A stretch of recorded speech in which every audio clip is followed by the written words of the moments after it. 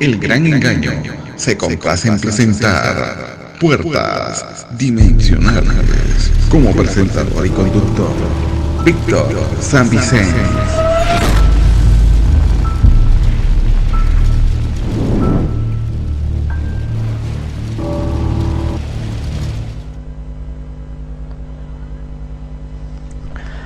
En esta parte, la número 20 ya de las puertas dimensionales, vamos a seguir con los escritos de Ellen White, de los cuales ya estuvimos viendo una primera parte, pero antes he querido poneros alguna noticia y algún testimonio. ¿Os acordáis que estuvimos hablando del niño lama? Que era una reencarnación, etcétera, etcétera, de Granada, en España. Lo vimos en una contraportada de La Vanguardia, que entrevistaron a la persona que a él lo estaba instruyendo, a este niño. Pues bien, ahora vamos a ver precisamente a este niño, que ya no es tan niño. Aquí lo tenéis. El niño lama se hace agnóstico. ¿Cómo han cambiado las cosas? Con 14 meses en Lama Zopa, lo identificó como la reencarnación del Lama Yeshe. El Dalai Lama ratificó la reencarnación en mayo de 1986. Desde los 6 años y hasta los 18 vivió sometido a la disciplina monacal. Ahora estudia cine en Madrid. Osel, el niño granadino que sorprendió al mundo cuando solo tenía 6 años al ser identificado como la reencarnación del Lama, el guía espiritual de los budistas, se ha convertido en un hombre de 24. Recluido en un monasterio entre los 6 y los 18 años, Osel rompe ahora su silencio y confiesa al mundo que se siente desnortado tras una infancia llena de sufrimiento.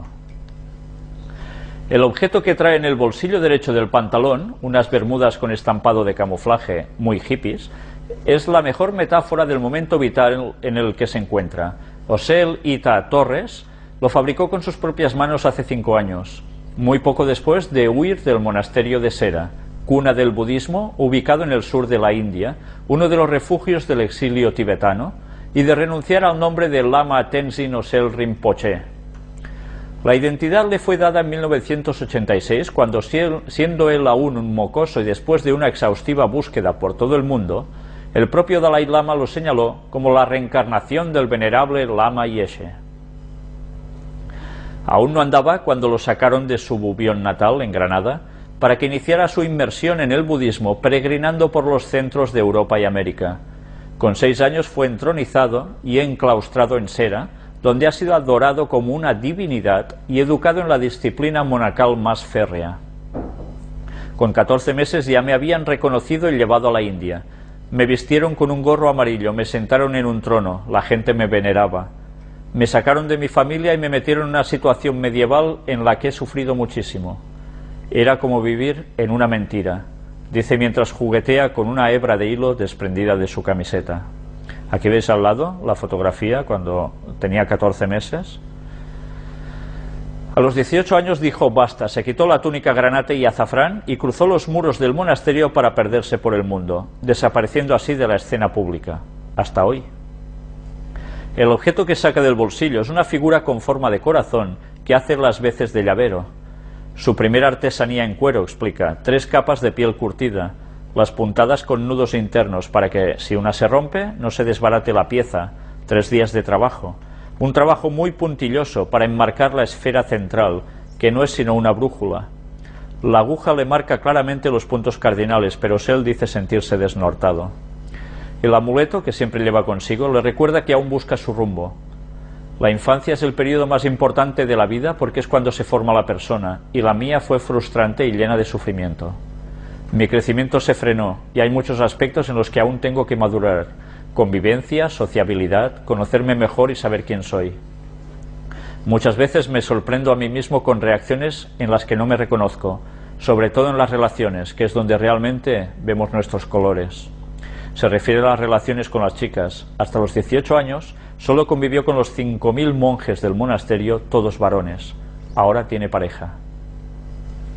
Ha fijado la entrevista en la céntrica Plaza de España a las 12:30 de la mañana del miércoles. Se acerca puntual un joven de 24 años, estéticamente también rebelado contra su vida anterior. En lugar del rasurado, luce melena larga, perilla y patillas pobladas, una camiseta desgastada y un par de zapatillas negras agujereadas, con más kilómetros de los que ha podido aguantar la tela. José Lita lleva 5 años viviendo en Madrid, refugiado en una ciudad que le ha sido muy propicia para mantener el anonimato, circunstancia que trata de preservar con especial ahínco. Mientras los medios de comunicación informaban erróneamente de que el llamado niño lama español estudiaba cine en Canadá, él volvía a casa con la silueta de una porra policial marcada en el costado, tras participar en una manifestación contra la guerra de Irak en la Puerta del Sol, en Madrid.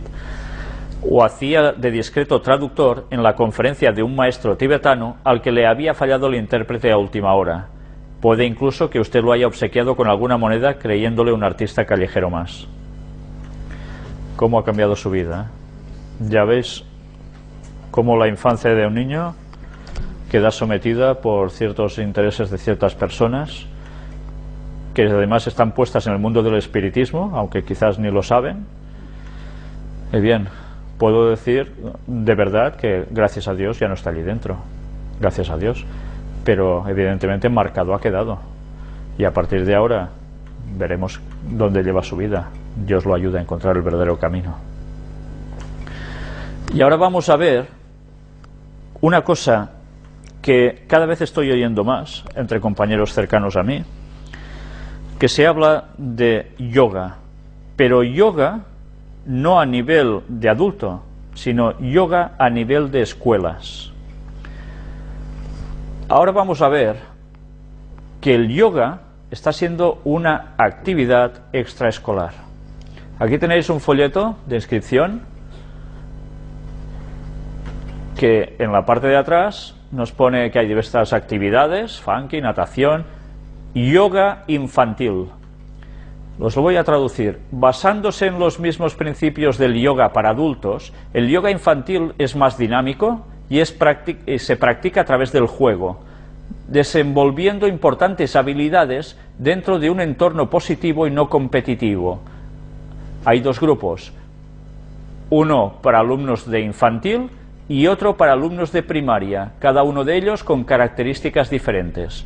El grupo infantil de P3 a P5, ya sabéis que estos son clases de niños muy pequeños, la sesión la realiza el alumno junto con un familiar o tutor adulto, realizando los dos las mismas actividades. En el grupo de primaria, que va de primero hasta sexto curso, la sesión es realizada por el alumno sin ningún acompañante. Y esto se realiza, pues ya veis, los martes, jueves, se paga. ¿Sabéis? Un compañero nuestro, de nuestro equipo, también me dijo alarmado de que a su hija le estaban haciendo yoga también en la escuela, y él no sabía nada, y él, sabiendo lo que sabe, pues evidentemente no le hizo ninguna gracia, y la retiró de esa clase. Pues bien, ya veis que esto es una hoja de inscripción, y cada vez vamos viendo más que el yoga parece ser que es una cosa que, uy, esto mola, ¿no? Esto es guay, esto es, porque claro, uno se relaja, uno queda bien, así si el niño es muy nervioso se centra, se tranquiliza. Pues le están metiendo a Satanás.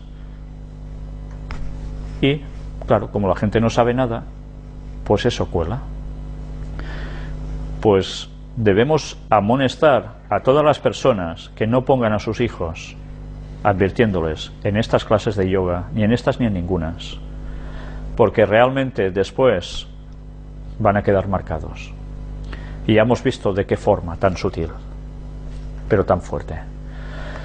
Y ahora, antes de entrar en las citas de Ellen White, quiero leeros unos testimonios de una hermana en la fe, que está en Alemania, que sigue nuestras conferencias, que las comparte. Es una persona que personalmente quiero mucho, y sinceramente ella, que ha visto los apartados sobre puertas dimensionales, ha creído conveniente explicarme la experiencia de su madre y de una amiga suya, por si me parecía bien mostrarlo aquí en las conferencias. Ella es una persona muy valiente, habla mucho, destapa muchas cosas sobre el nuevo orden mundial. Y bien, vais a ver este testimonio. Desde hace días quería contarte que tengo a muchos conocidos que han tenido la experiencia cercana a la muerte, incluida mi mamá, católica no practicante. Ella estuvo clínicamente muerta debido a unas hemorragias que llegó a tener muy tremendas. Perdió tanta sangre que al final le dio una anemia extrema. Estuvo hospitalizada varios días. Llegaron a ponerle unas 20 bolsas de sangre y nada. Los niveles de hemoglobina no subían, las plaquetas bajas, en fin, nada sirvió, ni los cuidados del hospital, que eran muchos. Luego perdió el conocimiento. Así estuvo unas horas hasta que dijeron las enfermeras: se nos fue. Ella cuenta que veía a las enfermeras llamándola, como buscaban a los médicos para que vinieran a reanimarla. Salió flotando y simplemente se elevó y en cuestión de segundos estaba como en las nubes. Ella así lo describe. Ella no vio a nadie, no vio nada, ni túnel, ni luz, ni familiares, ni conocidos. Simplemente sintió un calor abrazador y mucha paz. Tanta paz que pensó en ese momento: he muerto. Pensé que sería más traumático. Mis hijas están allí y me necesitan, pero acá estoy mejor. Vio toda su vida como en cuestión de segundos, como recalcándole lo malo. Nadie le dijo nada de nada, solo ella fue consciente en ese momento de su situación y sus errores a lo largo de la vida. Luego escuchaba las voces de los médicos y las enfermeras recuperándola, pero ella dice que les gritaba desde donde estaba que la dejaran en paz, que no quería volver. Luego nos vio a mi hermana, a mi papá y a mí en su estado que se encontraba, no sé cómo explicarte, pero dice que nos vio en el pasillo del hospital desde el lugar donde se encontraba. Y entonces comenzó ella misma con su conciencia a decir que ella tenía que hacer esta vez mejor las cosas, y entonces se regresó. Fueron milésimas de segundo lo que le tomó volver al cuerpo. Eso cuenta ella. Ya veis, una vez más, en este caso una persona que había sido católica, pues tiene un tipo de experiencia muy parecido a la otra, que hemos estado mostrando aquí en las anteriores conferencias, pero con matices distintos.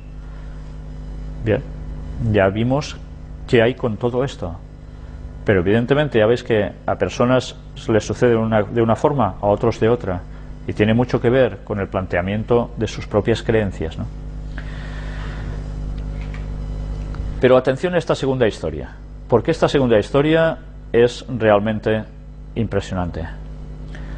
La segunda historia que quería contarte tal vez podrás empalmarla con el tema de puertas dimensionales, que da todavía para mucho. Además, porque por lo que yo he analizado hay algo que están haciendo con los niños y tiene que ver con el tema OVNI. ¿Recordáis que estuvimos hablando del tema OVNI? Hace unos 2 meses, una amiga que vive en los Estados Unidos, que es católica practicante, tuvo una experiencia bien especial. Estaban celebrando un cumpleaños de uno de sus niños en su casa, y cuando todos los invitados se fueron, ella salió a jugar con sus hijos fuera de la casa. Como estaba de noche, se le ocurrió apagar las luces para ver las estrellas con los niños. Cuando ella regresó de apagar las luces, estaba el niño mayor, de 12 años, como congelado, el rostro aterrorizado, y ella le hablaba y no reaccionaba. A los segundos el niño le dijo a la mamá que le dijera a un niño que estaba presente allí que se callara y que no le hablara más cosas a él. Mi amiga le dijo que qué clase de niño, que ella no veía nada. Y el niño le dijo pues que ese que estaba ahí. Mi amiga le preguntó qué cosas le estaba diciendo ese niño invisible. Entonces el chiquillo le dijo que cosas del futuro de él y de su familia. Ella y su pareja no están bien en su relación y han planteado divorciarse desde hace tiempo, solo que no le habían dicho a los niños. Ellos ni idea tenían de ese divorcio planeado. O sea, que no es un trauma por una situación, ¿eh?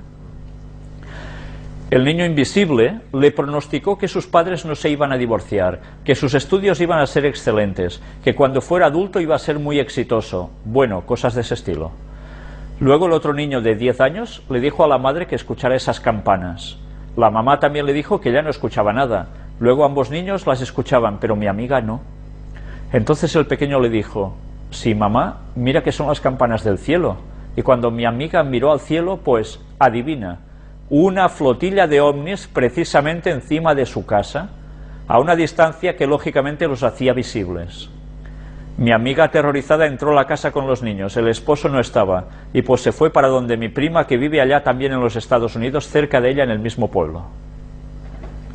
Mi prima no supo qué aconsejarle, y ambas se fueron con los niños para una iglesia que está abierta las 24 horas del día y empezaron a orar. Cuando empezaron a orar, su hijo empezó a ver de nuevo al chico invisible, que empezó a decirle de nuevo cosas. Le dijo que él quería que el niño se metiera en un salón que hay en la iglesia donde se pueden registrar los interesados a ser sacerdotes, que él quería que el niño fuera sacerdote, El niño, enfurecido con el niño invisible, le decía que no tenía pensado ser sacerdote y que lo dejara tranquilo. Tanto la mamá como mi prima no veían al niño ese, y la única referencia que tenían del niño es que, según el niño, que lo podía ver, ese niño invisible, luego se fue al altar, y así como luego el niño le dijo a su mamá: mira que esa estatua es del niño, y resultó ser una estatua de un ángel rubio de ojos azules que hay en esa iglesia, y que estaba a un lado de la estatua de la Virgen. Casi nada, ¿eh? Ella ahora está convencida que su hijo ha sido escogido para llevar a cabo un plan celestial y bueno. Anda creída de que ha sido escogida entre todas las mujeres para cumplir ese plan a través de su hijo. Casi nada, casi nada. Satanás está trabajando a por todas, ¿eh? Cuidado con los hijos, cuidado con nuestros hijos. Deben saber los niños ya la verdad desde pequeños, para que sepan que ante estas cosas el demonio está actuando, y que no caigan en errores de que pueden ser cosas celestiales o a saber qué. Porque si no caen los niños, pueden caer los padres, ya lo veis. ¿Cómo está actuando Satanás? Evidentemente sabe que le queda poco tiempo y está yendo a por todas. Ahora quiere decir que nosotros, ¿qué debemos hacer? Redoblar esfuerzos, decir aún las cosas más claras y con más potencia, y que Dios nos ayude para que muchas personas, a través de lo que digamos, sigan pasándose del lado equivocado a Dios. Y bien, vamos ahora a enlazar todo esto con las citas de Ellen White sobre la pseudociencia, y seguiremos donde lo dejamos el otro día, en el tomo 2 de Mente, Carácter y Personalidad, libro recopilatorio de sus citas. Vamos a leer qué pone: control de una mente sobre otra. Instrumentos que cautivan la mente. Para cautivar la mente se introducirán formas de corrupción similares a las que existieron entre los antediluvianos.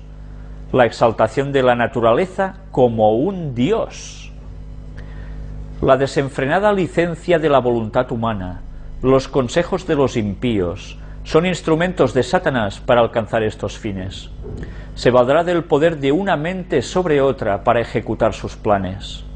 Lo más triste de todo es que, colocados bajo esa influencia engañosa, los hombres tendrán una apariencia de piedad sin estar en verdadera comunión con Dios. Como Adán y Eva, que comieron del fruto del árbol del conocimiento del bien y del mal, muchos se alimentan hoy de los frutos del error. Y tanto. ¿Pero os habéis dado cuenta de lo que está diciendo? Se introducirán formas de corrupción similares a las que existieron entre los antediluvianos. La historia se vuelve a repetir. Y mirad qué detalle: la exaltación de la naturaleza como un dios. Panteísmo. Aún nos queda hablar sobre el panteísmo. Vamos a hablar sobre el panteísmo en el tema del Espíritu Santo, y hablaremos también del panteísmo en las puertas dimensionales. Porque este mensaje hizo estragos en la época de Ellen White y iba a volver a surgir. La Madre Gaia. ¿Habéis oído hablar de la Madre Gaia? La Madre Tierra. El espíritu que está en esas cosas creadas. Pues bien, ya hablaremos de todo esto en su momento. Pero ya veis, no hay nada nuevo bajo el sol. Satanás coge lo mismo de antes, tanto como puede, para volver a hacer caer al mundo. Y ahora somos más cortos que antes. Y antes tenían el jardín del Edén con ellos, hasta el diluvio. Tenían una evidencia delante suyo. Ahora, o se indaga o no se ve nada. Una ciencia peligrosa. He hablado claramente con respecto a la ciencia peligrosa, que afirma que una persona puede poner su mente bajo el control de otra. Esta ciencia es diabólica. No podemos someter una mente a otra, nunca. La influencia mental en el tratamiento de los enfermos. En el tratamiento de los enfermos no debe pasarse por alto el efecto de la influencia ejercida por la mente. Aprovechada debidamente, esta influencia resulta ser uno de los agentes más eficaces para combatir la enfermedad. Eso es cierto, ¿no? La opción mental de, ostras, te puedes sanar, sigue y tal. Pues esto ayuda, ¿eh? Sin embargo, se afirma que hay una forma de curación mental que es de las más eficaces para el mal. Por medio de esta supuesta ciencia, se sujeta una mente a la influencia directiva de otra, de tal manera que la individualidad de la más débil queda sometida a la más fuerte. Sostiénese que cuando una persona pone en acción la voluntad de otra, el curso de los pensamientos puede modificarse y pueden transmitirse impulsos saludables que capacitan a los pacientes para resistir y vencer la enfermedad. Este método de curación ha sido empleado por personas que desconocían su verdadera naturaleza y tendencia y que lo creían útil para el enfermo. Ignoraban lo que tenían entre manos, ¿eh? Pero esta ciencia espuria está fundada en principios falsos. Es ajena a la naturaleza y al Espíritu de Cristo. No conduce hacia aquel que es vida y salvación, quien atrae las mentes hacia sí mismo, las induce a separarse de la verdadera fuente, en mayúsculas, de su fuerza. No es propósito de Dios que ser humano alguno someta su mente y su voluntad al gobierno de otro para llegar a ser instrumento pasivo en sus manos. Nadie debe sumergir su individualidad en la de otro. Nadie debe considerar a ser humano alguno como fuente de curación. Atención, ¿eh? Como fuente de curación a ninguna persona, ¿eh? Solo debe depender de Dios. En su dignidad varonil, concedida por Dios, debe dejarse dirigir por Dios mismo y no por entidad humana alguna. Dios quiere poner a los hombres en relación directa consigo mismo. En su trato con los seres humanos, reconoce el principio de la responsabilidad personal. Procura fomentar en ellos el sentimiento de dependencia personal y hacerles sentir la necesidad de su dirección. Desea asociar lo humano con lo divino, para que los hombres se transformen a la imagen divina. ¿Habéis visto en la primera parte de noticias que hemos hecho anteriormente cómo se dice que se va a hacer lo mismo la Iglesia Católica a través de la Sagrada Familia y de otras cosas? Conjuntar la imagen divina, ¿cómo? Pues asociando lo humano con lo divino. Mirad cómo Satanás utiliza lo mismo que Dios. Luego sencillamente lo tuerce hacia su lado. Nada más que eso, así de simple, ¿eh? Siempre plagiando lo de Dios. Satanás procura frustrar este propósito y se esfuerza en alentar a los hombres a depender de otros hombres. Cuando las mentes se desvían de Dios, el tentador puede someterlas a su gobierno y dominar a la humanidad. Y esto se hace a través de personas que dicen que sanan, ¿eh? No es por poder suyo, es poder satánico, ya lo hemos visto. Y someter una mente a otra, ¿qué quiere decir? Puede ser por influencia, sí, pero también por hipnosis. La mente que se somete a otra quedará dañada para siempre. No debería permitírsele a nadie que controlara la mente de otra persona, con la idea de que eso le proporcionará un gran beneficio.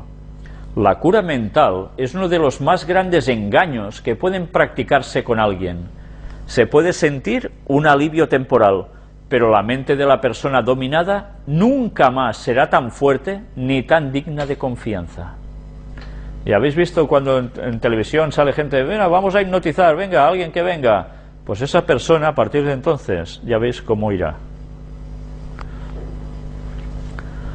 Podemos ser tan débiles como la mujer que tocó el borde del manto de Jesús para ser sanada, ya lo sabéis. Pero si aprovechamos la oportunidad que Dios nos ha dado de acudir a Él con fe, responderá tan rápidamente como lo hizo cuando se produjo ese toque de fe, la sanación directa de Dios. No es la voluntad de Dios que un ser humano someta su mente a la de otro. Cristo resucitado, que está sentado ahora en el trono a la diestra del Padre, es el poderoso sanador. Miren a Él para recibir poder curativo. Solo por medio de Él pueden los pecadores acudir a Dios así como están. Jamás podrán lograrlo por medio de la mente de otro hombre. El ser humano jamás debe interponerse entre los agentes celestiales y los que sufren. Miremos a Dios, no a los hombres. Podemos ocuparnos en algo mejor que en dominar la humanidad por la humanidad. el médico debe educar a la gente para que desvíe sus miradas de lo humano y las dirija hacia lo divino. Mirad si es importante la labor de un médico, de un auténtico médico cristiano. En vez de enseñar a los enfermos a depender de seres humanos para la curación de alma y cuerpo, deben caminarlos hacia aquel que puede salvar eternamente a cuantos acuden a él. El que creó la mente del hombre sabe lo que esta mente necesita. Dios es el único que puede sanar. Aquellos cuyas mentes y cuerpos están enfermos han de ver en Cristo al restaurador. Porque yo vivo, dice, vosotros también viviréis. Juan 14, 19. Esta es la vida que debemos ofrecer a los enfermos, diciéndoles que si creen en Cristo como el restaurador, si cooperan con Él, obedeciendo las leyes de la salud y procurando perfeccionar la santidad en el temor de Él, les impartirá su vida. Al presentarles así a Cristo, les comunicamos un poder, una fuerza valiosa procedente de lo alto. Esta es la verdadera ciencia de curar el cuerpo y el alma. Sí, milagros puede haberlos pidiéndoselos a Dios, pero hay unas leyes que Dios ha establecido que no debemos romper. Si no, Dios no va a sanarnos. Tenemos los métodos que Él nos da, obedeciendo a las leyes de la salud y perfeccionando la santidad en el temor de Él. A ver, si nosotros fumamos, bebemos, vamos a dormir a las tantas, llevamos una vida de comer lo que nos da la gana, no nos movemos, etcétera, etcétera, cualquier cosa así, ¿estamos siguiendo las leyes de salud de Dios? No, vamos a caer en enfermedad. ¿Podemos esperar que Dios nos restaure si realmente seguimos tergiversando lo que Dios quiere y haciendo lo que nos da la gana? No. Si ese milagro se produce y una persona sigue haciendo las tonterías en su vida, ¿de qué sirve? ¿No habrá cambiado su santidad? Mirad si esto es importante y trascendental, que las personas que porque ellos mismos no se han cuidado tienen que ser sanados por estos curanderos de Reiki o de cualquier otra historia, ¿qué va a suceder? ¿Van a cambiar sus vidas, su forma de proceder porque han sido sanados? No, seguirán con lo que ellos siguen haciendo. Por tanto, ¿su mente estará con Dios? No. Es muy importante que el médico lleve a la gente a aconsejar que hay unas leyes de la salud que hay que seguir, y a partir de aquí Dios puede actuar. Fuerza y determinación en contraposición con una mente dominada. La disciplina de un ser humano que ha llegado a la edad del desarrollo de la inteligencia debería ser distinta de la que se aplica para domar a un animal. A este solo se le enseña sumisión a su amo. Para él el amo es mente, criterio y voluntad. Este método, empleado a veces en la educación de los niños, hace de ellos solo autómatas. La mente, la voluntad y la conciencia están bajo el dominio de otro. La responsabilidad de la educación en los niños. Hay padres y maestros que educan como si los niños tuviesen que ser la voluntad exacta de ellos. No, esto no debe ser así. Nunca hay que hacer eso. Hay que educar, pero dejando la elección. No es el propósito de Dios que se sojuzgue así ninguna mente. Los que debilitan o destruyen la individualidad de otras personas emprenden una tarea que solo puede dar malos resultados. Mientras están sujetos a la autoridad, los niños pueden parecer soldados bien disciplinados, pero cuando cesa ese dominio exterior se descubre que el carácter carece de fuerza y firmeza. ¿Recordáis qué sucedía con esos niños en Corea? Que estudiaban tanto, de tan buenas notas, pero que ellos mismos denunciaban esa disciplina marcial enorme, que después había niños que terminaban mal. Pues bien, se debe a estas cosas. No habiendo aprendido jamás a gobernarse, el joven no reconoce otra sujeción fuera de la impuesta por sus padres o su maestro.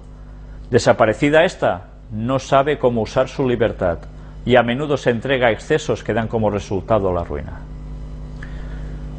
¿Os dais cuenta cómo Helen White, cuando plantea las cosas, es de una lógica aplastante? Nos describe la causa, el efecto, todo. Gracias a Dios. La conciencia y la individualidad no deben ser manipuladas. En asuntos de conciencia, el alma debe ser dejada libre. ninguno debe dominar otra mente, juzgar por otro o prescribirle su deber. No hagas esto, ¿eh? No hagas esto, ¿por qué? ¿Tú tienes que imponerte? Pues así no se funciona, ¿eh? Dios da a cada alma libertad para pensar y seguir sus propias convicciones, de manera que cada uno de nosotros dará a Dios razón de sí, dice el texto del apóstol Pablo en Romanos 14:12. Ninguno tiene el derecho de fundir su propia individualidad en la de otro. En los asuntos donde hay principios en juego, cada uno esté asegurado en su ánimo. Romanos 14:5. En el reino de Cristo no hay opresión señoril ni imposición de costumbres. Los ángeles del cielo no vienen a la tierra para mandar y exigir homenaje, sino como mensajeros de misericordia, para cooperar con los hombres en la elevación de la humanidad. Las mentes de los hombres no deben ser manipuladas, ni enjaezadas, ni dirigidas por manos humanas. La individualidad debe ser ejercida. Dios permite que cada persona ejercite su individualidad. Ninguna mente humana debe sumergirse en otra mente humana. Si nosotros imitáramos el ejemplo de cualquier hombre, aun el de una persona a quien a juicio nuestro consideráramos casi perfecta de carácter, estaríamos poniendo nuestra confianza en un ser humano imperfecto y defectuoso, que es incapaz de comunicar una jota o un tilde de perfección a otro ser humano. O sea que no podemos deificar a nadie, porque todos somos imperfectos. Nuestro ejemplo a seguir es Cristo. Unidad sin desconocer la identidad. Debemos unirnos ahora, pero recordemos que la unidad cristiana no significa que la identidad de una persona debe quedar ocultada en la de otra, ni que la mente de alguien debe controlar la de otro. Dios no le ha dado a nadie el poder que algunos, mediante palabras y actos, pretenden reclamar. El Señor quiere que cada hombre sea libre y siga las indicaciones de su palabra. La lealtad a Dios en contraposición con la lealtad a los hombres. Usted pertenece a Dios en alma, cuerpo y espíritu. Su mente pertenece al Señor y sus talentos también. Nadie tiene derecho de controlar la mente de otra persona ni prescribirle cuál es su deber. Hay ciertos derechos que le corresponden a todo individuo que sirve al Altísimo. Nadie tiene más derecho de arrebatarnos esos privilegios que de quitarnos la vida. Dios nos ha dado libertad para pensar, y es nuestra oportunidad seguir nuestras impresiones acerca del deber. Somos solo seres humanos, y un ser humano no tiene jurisdicción sobre la conciencia de otro. Cada uno de nosotros tiene una individualidad y una identidad que no pueden ser sometidas a las de ningún otro ser humano. Como individuos, somos obra de Dios. ¿Sabéis? Me escriben muchas personas y muchos me piden si esto está bien, está mal, ¿qué debo hacer? Y muchas veces me veo obligado siempre a decir lo mismo, se puede aconsejar, pero yo no puedo ser conciencia de nadie. Cada uno debe tomar sus opciones. Yo no puedo presionar a nadie para que haga una cosa, cada uno debe decidir por sí mismo. Tened esto siempre presente. Consejos sí, pero no imposiciones. Los ministros deben conducir a sus feligreses a Dios. Solo Dios debe ser el guía de la conciencia del hombre. La verdad ha de ser predicada doquiera se abra una puerta de oportunidad. Hay que explicar la palabra de Dios a los que no conocen la verdad. Esta es la obra de los ministros de Dios. No deben enseñar a los hombres a que los miren a ellos, ni tratar de controlar las conciencias de los demás. Y si alguno de vosotros tiene falta de sabiduría, pídala a Dios, el cual da a todos abundantemente y sin reproche, y le será dada. Pero pida con fe, no dudando nada, porque el que duda es semejante a la onda del mar, que es arrastrada por el viento y echada de una parte a otra. No piense pues quien tal haga, que recibirá cosa alguna del Señor. El hombre de doble ánimo es inconstante en todos sus caminos. Y esto está registrado en Santiago, capítulo 1, versículos del 5 al 8.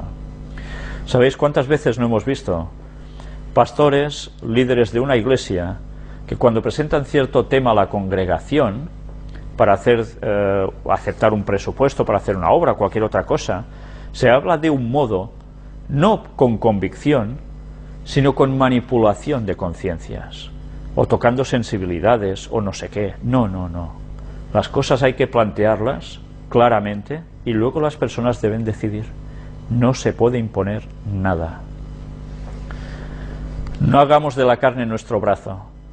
Propendemos a buscar simpatía y aliento en nuestro prójimo en vez de mirar a Jesús. En su misericordia y fidelidad, Dios permite muchas veces que aquellos en quienes ponemos nuestra confianza nos chasqueen, para que aprendamos cuán vano es confiar en el hombre y hacer de la carne nuestro brazo.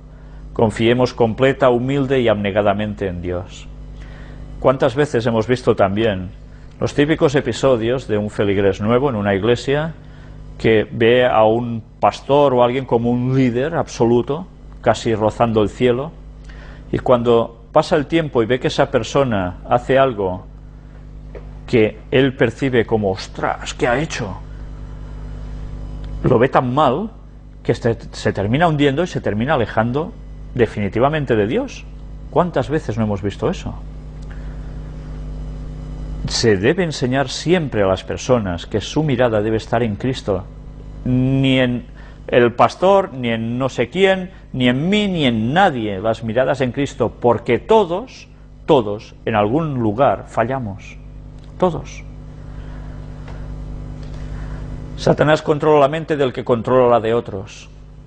Abogar por la ciencia de la cura mental es abrir una puerta por la cual Satanás entrará para posesionarse de la mente y el corazón. ¿Creéis que no se hablaba de puertas dimensionales aún en este tema? Esa es una de las puertas dimensionales y de las grandes. Satanás controla tanto la mente que se somete para ser controlada por otra, como la mente que ejerce ese control. ¿Qué creíais? ¿Que solo el que se imponía sobre el otro, ese estaba libre de la presión satánica? No, el que está mandando sobre el otro no se escapa del poder controlador de Satanás. Quiera Dios ayudarnos a comprender la verdadera ciencia de la edificación en Cristo, nuestro Salvador y Redentor. Satanás no puede dañar la mente de quienes no se entregan a él. Los intereses más vitales para vosotros, individualmente, están bajo vuestro propio cuidado. Nadie puede dañarlos sin vuestro consentimiento. Todas las legiones satánicas no pueden haceros daño a menos que abráis vuestra alma a las artes y dardos de Satanás. Nunca sobrevendrá vuestra ruina a menos que vosotros consintáis.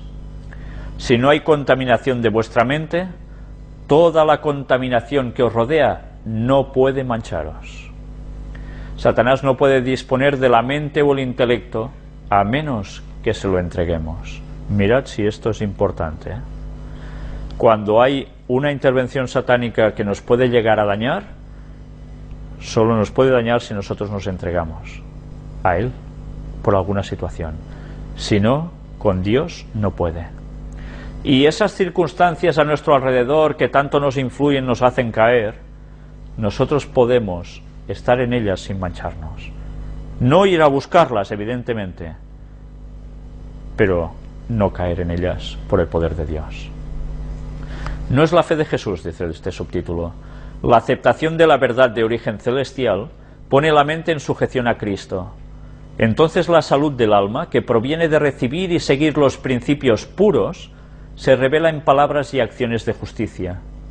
La fe que conduce a esto no es la fe que cree en el control de una mente sobre otra, hasta el punto de que alguien haga la voluntad de otra persona. Los miembros de Iglesia que confían en esta ciencia pueden ser considerados sanos en la fe, pero esa fe no es la de Jesucristo. La fe de ellos es una fe en las obras que Satanás está haciendo. Está presentando gigantescos errores y engaña a muchos mediante los milagros que hace. Él hará cada vez más esta obra.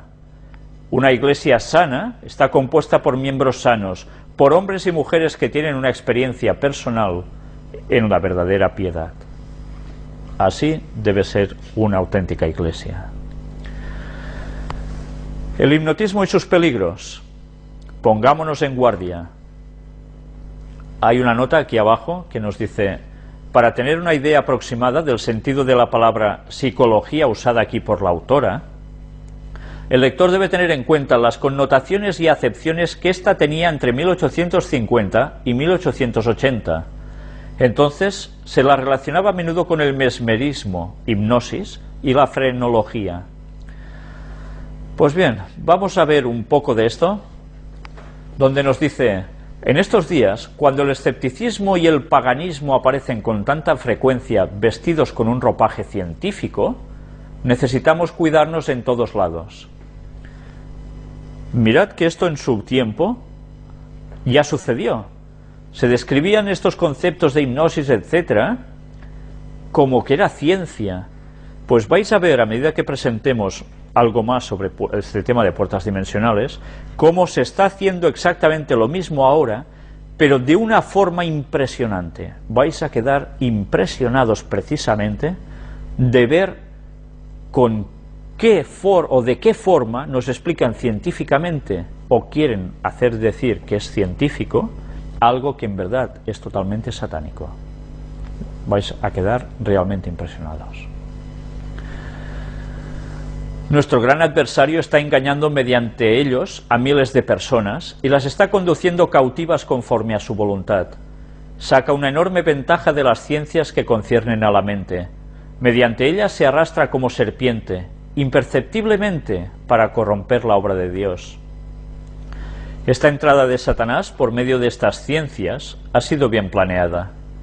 Mediante el conducto proporcionado por la frenología, la psicología y el mesmerismo, hipnotismo, llega más directamente a los miembros de esta generación y trabaja con ese poder que caracterizará sus esfuerzos cerca del fin del tiempo de gracia. ¿Qué es esto del fin del tiempo de gracia? El momento en que toda persona ya no podrá cambiar de bando. Este momento se está aproximando, pero aún se puede cambiar de bando, al menos que se haya pecado contra el Espíritu Santo, y allí se acabó.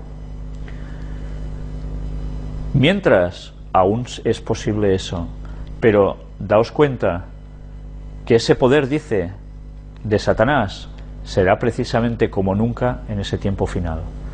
Preparémonos, porque veremos engaños satánicos de una magnitud tremenda. Las mentes de miles de personas han sido envenenadas por este medio y conducidas al paganismo. Mientras se cree que una mente afecta en forma maravillosa a otra mente, Satanás, que está listo para aprovechar cualquier ventaja, se introduce y trabaja en un lado y en otro. Y cuando los que se dedican a estas ciencias se alaban exageradamente debido a las grandes y buenas obras que afirman llevar a cabo, no se dan cuenta del poder para el mal que están fomentando. Pero es un poder que trabajará con toda clase de señales y milagros mentirosos, con todo engaño de iniquidad. Note la influencia de estas ciencias, apreciado lector, porque todavía no ha terminado el conflicto entre Cristo y Satanás.